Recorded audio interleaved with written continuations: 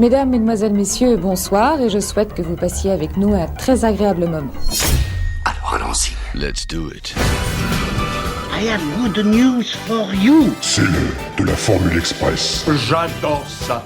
Ah bon? Oh, fais pas chier. On essaye? Allez.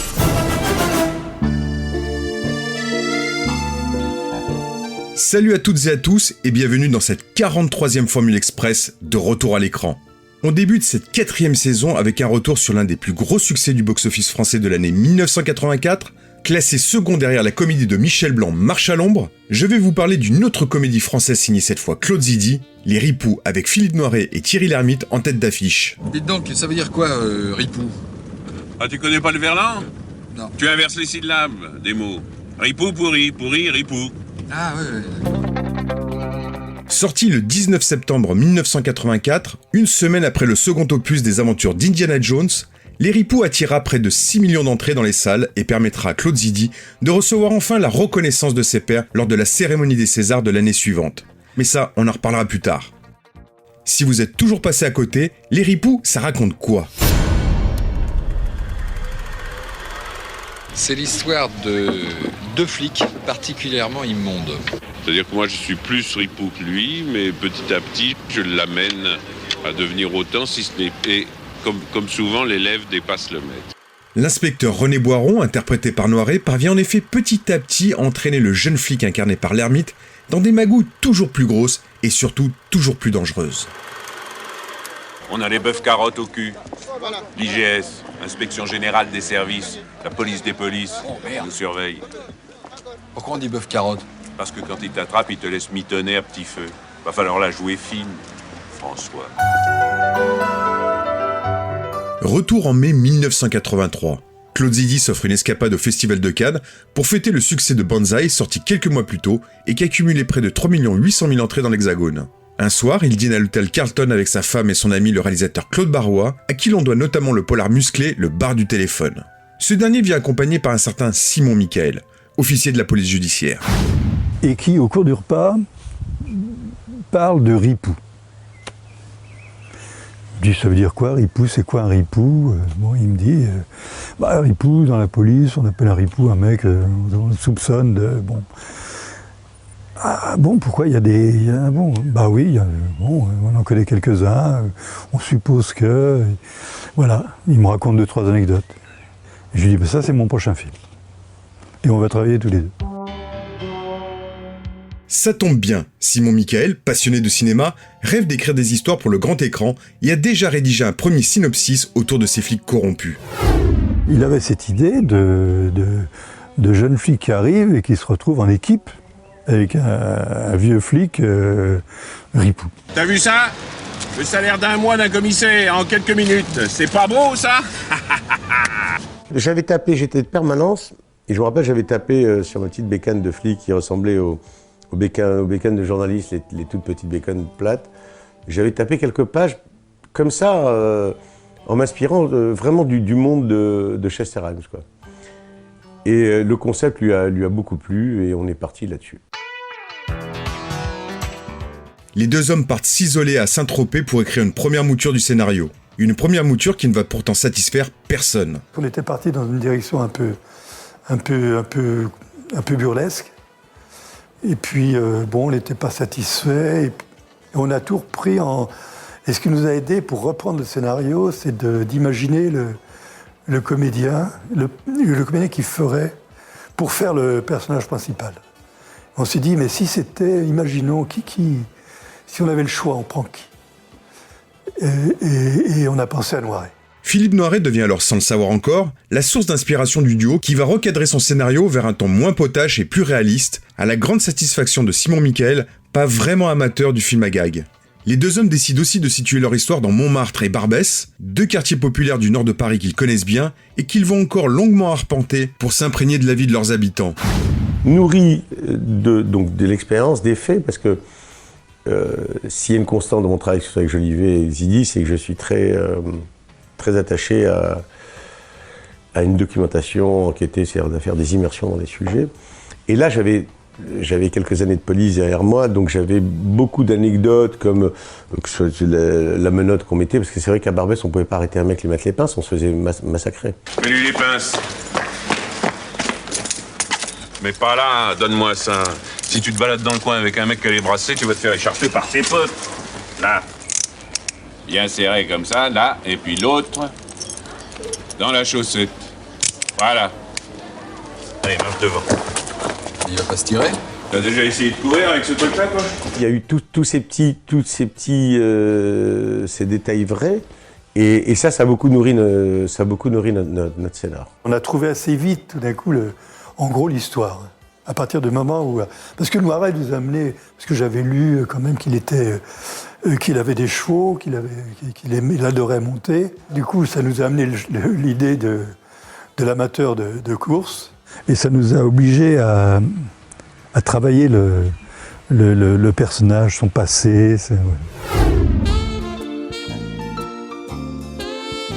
Toujours avec Noiret en tête pour interpréter le rôle principal, les deux hommes sont rejoints par Didier Kaminka, un vieux complice de Zidi, pour dialoguer le film. Donc moi, j'ai fait un petit travail d'investigation pour choper le langage des flics.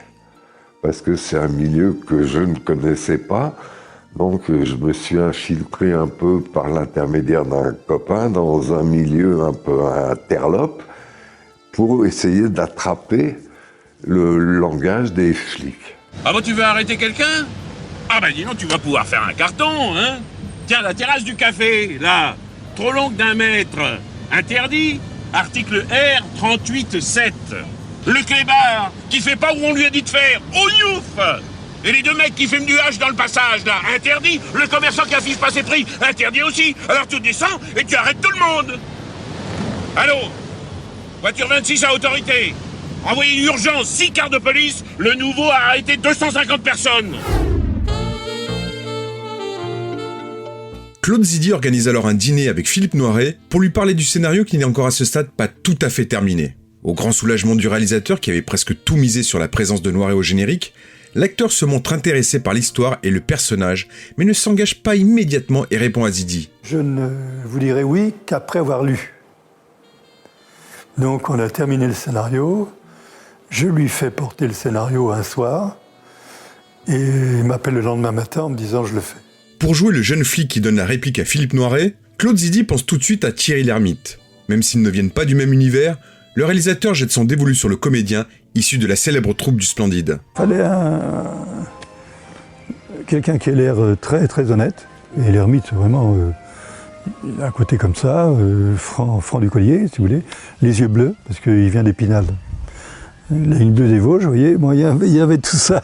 Et puis, c'est un très bon comédien, donc c'était parfait, quoi. Si Noiret, formé au TNP, le Théâtre National Populaire dirigé par Jean Vilar, se montre un temps réticent de partager l'affiche avec un comédien issu du café-théâtre, il se laisse tout de même convaincre par Zidi que son choix est le bon. Et ton poulain? Oh, c'est un tocard. À part le Grand Prix des Incorruptibles, je vois pas ce qu'il peut gagner, celui-là. Oh, il n'y a même pas une semaine que tu l'as entre les mains. Je le sens pas. Simone, qu'est-ce que tu veux que je te dise? Je le sens pas. J'ai pas confiance en lui. Pour accompagner le duo, Claude Zidi fait appel à Grâce de Capitani, déjà présente dans Les Soudois en vacances du même Zidi. On retrouve également Julien Guillaumard, autre habitué des plateaux du réalisateur, la reine de la nuit parisienne Régine, et un acteur au physique atypique, Michel Crémades, que le cinéaste a remarqué au cinéma dans une pub pour Darty. Tu veux savoir pourquoi t'as mis une demi-seconde de plus que moi à écarter le pan de ta veste? Parce que moi, je l'ai lesté avec du plomb. Tu vois, mon petit pote, si tu veux éviter d'avoir du plomb là-dedans, t'en mets là. Comme à son habitude, Philippe Noiret prépare son rôle avec beaucoup de sérieux et de précision, jusque dans le choix de son costume. Il a imaginé son personnage et il a... un personnage, c'est souvent un costume.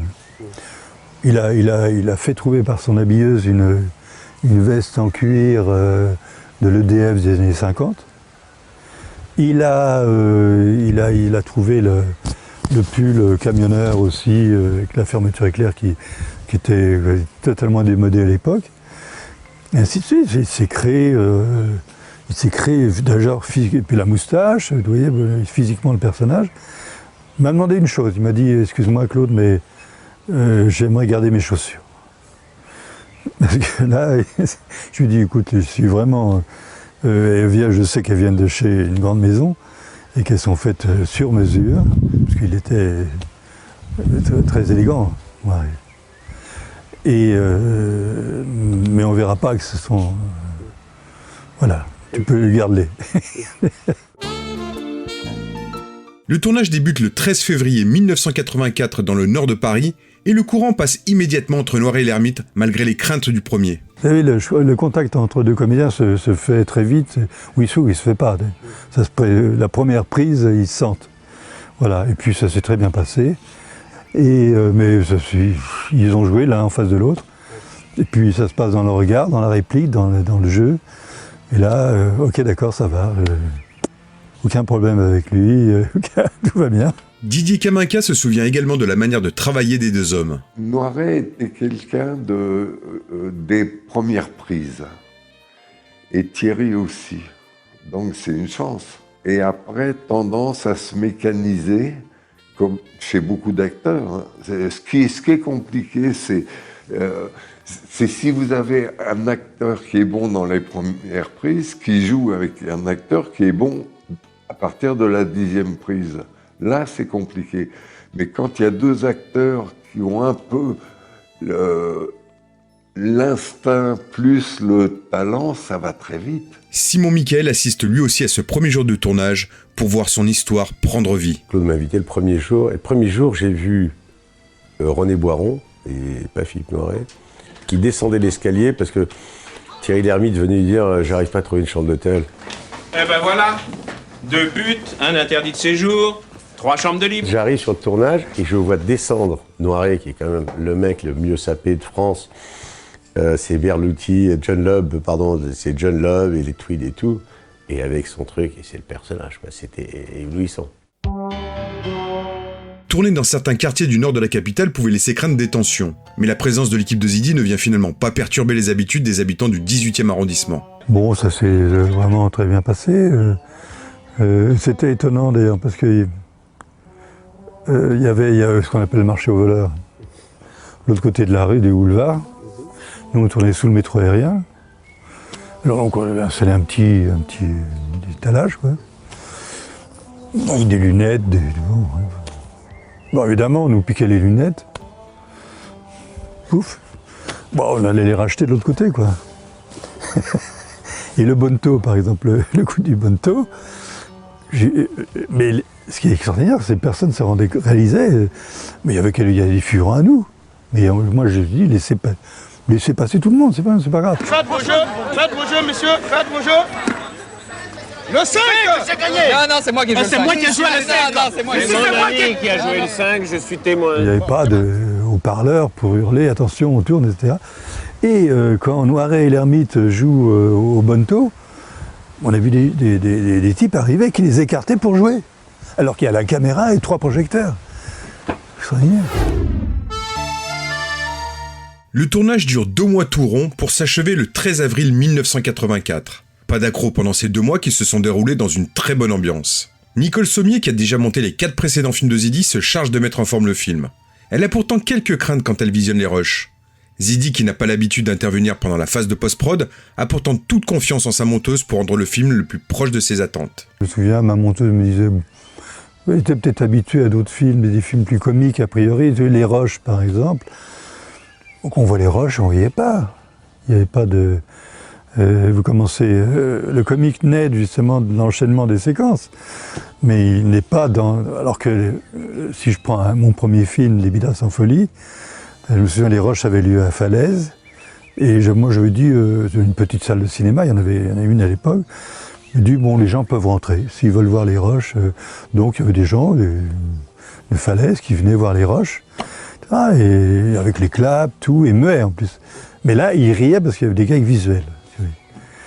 Alors que les Ripoux, il n'y a quasiment aucun gag visuel. Les Ripoux s'éloignant justement des précédents films burlesques de Zidi, le cinéaste décide de ne pas faire appel cette fois-ci à Vladimir Cosma pour composer la bande originale de son film. C'est finalement Francis Lay qui est chargé de mettre les Ripoux en musique. Ce collaborateur de longue date de Claude Lelouch, qui a également travaillé pour Yves Boisset et Henri Verneuil, on lui doit surtout le célèbre thème de Love Story, va logiquement nous emmener vers des mélodies plus mélancoliques, des mélodies donnant encore plus de coffre au film.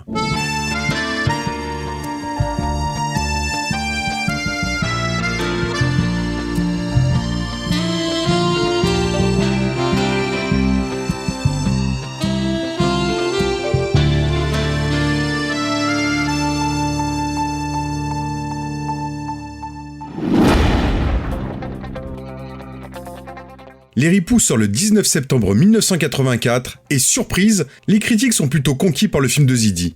Une première dans la carrière du cinéaste, se souvient Simon Michael. Premier papier dans Libé, mais dithyrambique, quoi. Alors que Libé a flingué, même pas flingué, a marché sur Zidi, il a écrasé la gueule pendant des années, quoi. Et Claude était très sceptique, parce que, bon, vieil d'âge, quoi. Si t'as un bon papier dans les cahiers, dans Télérama, c'est que le film va se planter, quoi. On connaît la musique, et surtout pour Zidi. Mais c'est vrai que Claude s'était fait tellement cracher dessus qu'il avait une distance par rapport à ça. Et justement, le film démarre mollement dans les salles. Didier Caminca est avec Claude Zidi quand les chiffres du premier jour tombent. Le premier jour des Ripoux, on dînait ensemble, Noiret, Claude, Peset, donc les distributeurs, et le chiffre tombe à minuit, 10 000 entrées, ou même peut-être un peu moins de 10 000 entrées, alors qu'on faisait 40 000 avec Banzai le premier jour Paris, 30 et quelques mille avec les Soudoués. Mais le distributeur du film, Jacques Peset, président de AMLF, se veut résolument optimiste. Il me dit Claude, ouais, les chiffres sont moyens, parce qu'il y avait 4 films qui étaient sortis ce jour-là, qui avaient fait la même chose, à peu près dans les 11-12 000. Mais on en reparle dans quelques semaines. Je lui dis, mais pourquoi vous me dites ça? D'après, pourquoi vous avez... Qu'est-ce qui vous fait dire ça? Il me dit, écoutez, j'ai téléphoné à des directeurs de salles. Puis à l'époque, ce n'était pas encore les multisalles, si vous voulez. C'est-à-dire, le directeur était en contact avec les clients. Les clients sortaient du film et disaient au directeur de la salle, formidable, j'irai le revoir. Vous voyez, il y avait très vite un écho. Comme ça, il me dit, on en reparle. Effectivement, on en a reparlé. Quelques semaines plus tard, on en a reparlé. En effet, bénéficiant d'un bouche à oreille plus que favorable, les Ripoux voient la courbe de ses entrées en constante progression, semaine après semaine. Un succès public et critique qui lui vaut quelques mois après sa sortie de recevoir 5 nominations pour les Césars 1985. Une surprise tant le cinéma de Claude Zidi semble tellement peu César compatible. D'autant plus que cette année-là, les Ripoux affrontent notamment Un dimanche à la campagne de Bertrand Tavernier, Le Carmen de Francesco Rosi ou Les Nuits de la pleine lune de Éric Rohmer pour la récompense suprême du meilleur film. Et pourtant, sur les 5 catégories dans lesquelles ils concourent, les Ripoux en remportent 3, dont 2 des plus prestigieuses, celle du meilleur réalisateur pour Claude Zidi et celle du meilleur film justement. La 3e récompense revenant à Nicole Sommier pour le meilleur montage. Et le gagnant est les Ripoux. Les Césars, je ne garde pas un souvenir extraordinaire. D'abord parce que je suis très mal à l'aise devant 2000 personnes sur une scène. Ça, c'est vraiment... C'est pas fait pour moi, quoi. Voilà. Bon, on ne sait pas quoi dire, on dit des conneries. Après, on se dit, mais j'aurais dû dire ci, j'aurais dû dire ça. Je sais pas, j'ai eu quand même l'impression presque une erreur de casting, là aussi, oui. C'est pas... ça vous embarque dans une direction qui n'est pas complètement la vôtre. Enfin, on est dans un club qui n'est pas le vôtre non plus. Vous voyez, c'est pas... oui. Et en même temps, c'est gratifiant dans la mesure où il y a des gens quand même qui ont beaucoup aimé le film. Cette consécration des Ripoux au César va permettre au film de connaître une seconde vie dans les salles, lui permettant de frôler au final la barre des 6 millions d'entrées. Les Ripoux restent à ce jour le 3e plus gros succès de la carrière de Claude Zidi, derrière Astérix et Obélix contre César et les Bidas en folie.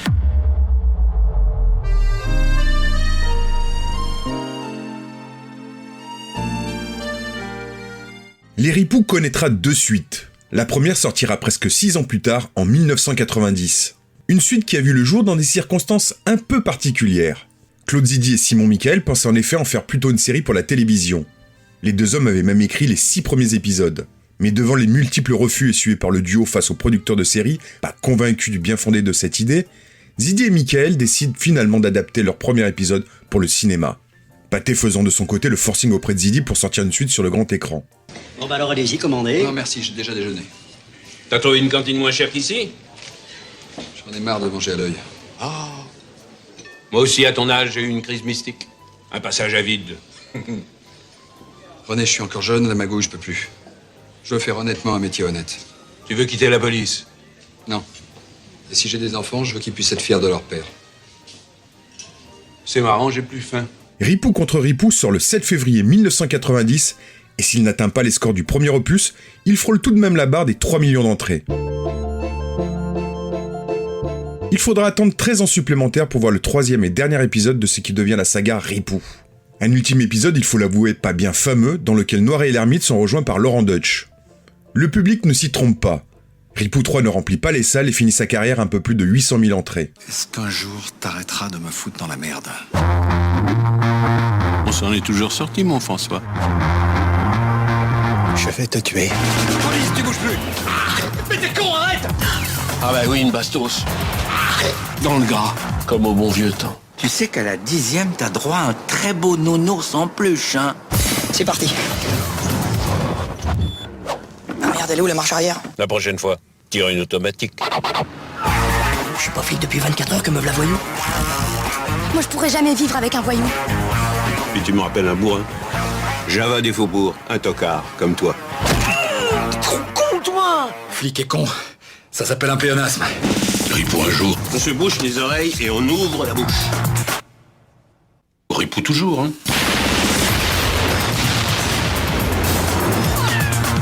J'aime l'odeur de la poudre l'après-midi au fond des banques.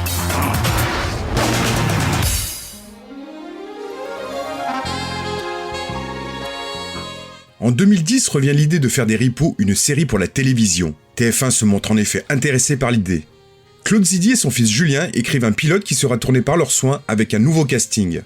Diffusé le 17 février 2011, ce premier épisode réunit près de 6 millions de téléspectateurs. Mais malgré ce succès, TF1 ne commandera pas de nouvel épisode. Ce coup d'arrêt marquera justement la fin de carrière de Claude Zidi à l'âge de 77 ans. Je reviens sur les Ripoux qui marquent une vraie rupture dans la carrière de Zidi. Le succès du film confirme en effet au cinéaste qu'il peut enfin s'affranchir du film à gag pour remplir les salles. Car bien plus que la reconnaissance de ses pairs, c'est divertir un large public qui motive le cinéaste. J'aimerais aussi remercier finalement ceux que l'on remercie assez peu souvent, mais je crois qu'ils sont assez étonnants en France, sont les spectateurs. C'est le public français. Nous avons en France, sans doute, si on devait décerner un César international du meilleur public, je crois que nous avons le meilleur public au monde. C'est le public français qui aurait le César du meilleur public. Nous avons un public très diversifié, très intéressé par le cinéma, encore un peu nombreux. Pour combien de temps, évidemment, on ne le sait pas. Passionné. Je crois que le public français, beaucoup de pays, en Europe en particulier, aimeraient avoir l'équivalent du public français. Alors, je remercie ce public qui m'encourage depuis pas mal de temps, depuis 71, date de mon premier film, qui m'a suivi et qui m'a encouragé. Ça a souvent été le seul, mais c'est pas mal. Et c'est à ce public français que je dédie le César du meilleur film. Claude Zidi réalisera quelques films assez ambitieux par la suite, notamment 2 avec Gérard Depardieu et Marouchka Detmers, et le polar Profil bas avec Patrick Bruel. Mais ils ne réitéreront malheureusement pas le succès des Ripoux. Le cinéaste n'étant pas parvenu en effet à retrouver ce parfait équilibre que l'on retrouve dans les Ripoux entre comédie populaire et comédie de mœurs. Le cocktail gagnant qu'a fédéré tous les publics.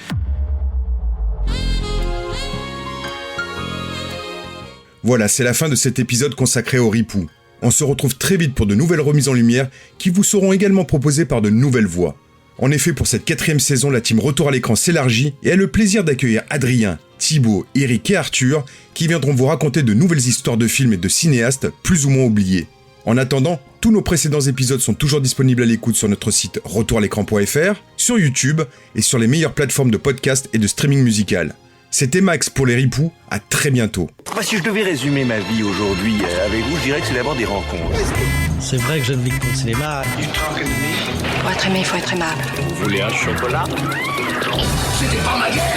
Back in full force. Quelle est votre devise? Je m'appelle Bond. James Bond. Vous délirez totalement là. C'est ça qui permet de voyager à travers le temps. La vie a plus d'imagination que nous. J'espère que je ne vous apprends rien. Vous êtes un mélancolique. Mélancolique, mon cul.